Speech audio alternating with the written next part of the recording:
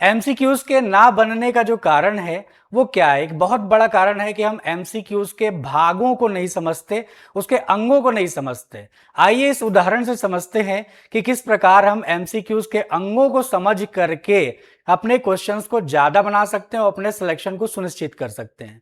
तो देखिए क्वेश्चन है, किस अधिनियम में अखिल भारतीय महासंघ स्थापित करने का प्रावधान शामिल किया गया था? ऑप्शंस में दे रहा है, ए भारत शासन अधिनियम 1935, बी भारत शासन अधिनियम 1919, सी भारत शासन अधिनियम 1858 या डी भारतीय परिषद अधिनियम 1861। अब ये एक सिंपल सा क्वेश्चन है, सिंपल सा एमसीक्यू है।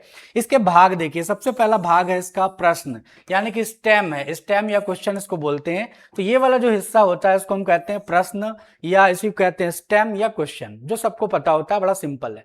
दूसरा वाला भाग है, इसको समझिए, दूसरा वाला भाग है विकल्प यानी कि ऑप्शंस। तो ऑप्शन भी हमको पता ही होता है, यानी ए बी सी डी, इन चारों को जब एक साथ देखते हैं तब उसको हम क्या कहते हैं? उसको कहते हैं ऑप्शंस। ठीक है।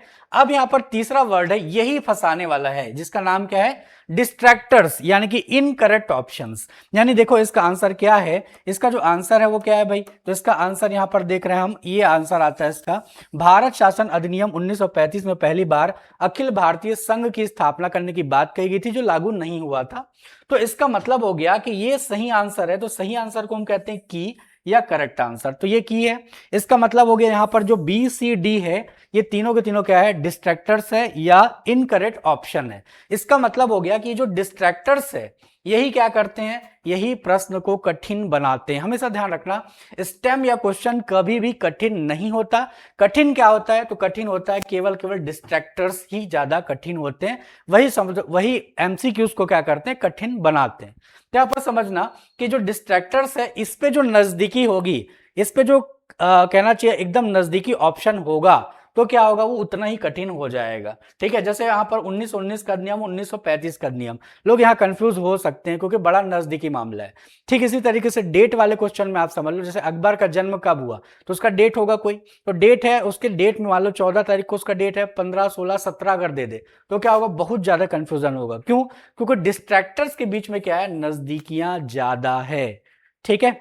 तो इस तरह के ये इसके चार भाग आप समझ लीजिए। ये टाइप 1 है और टाइप 1 में चार भाग हमने समझाया, बहुत सिंपल सा, ताकि आपको एक एमसीक्यू का भाग समझ में आ जाए और आप क्वेश्चन हल करते समय इनमें टिक लगाकर, इनमें गोला लगाकर आप क्वेश्चन में गलती ना करो, इसलिए वीडियो बनाया गया है। ठीक है।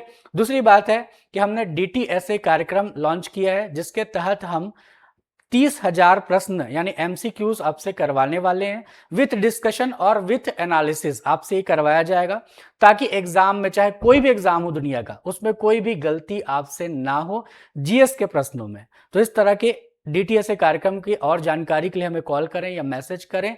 ठीक है। और अगर मैसेज करेंगे मैं पर्सनली भी जवाब दूंगा और आकर के आप मिल भी सकते हैं ऑफिस में। ठीक है। मिलते हैं अगले वीडियो में, तब तक के लिए बहुत बहुत धन्यवाद।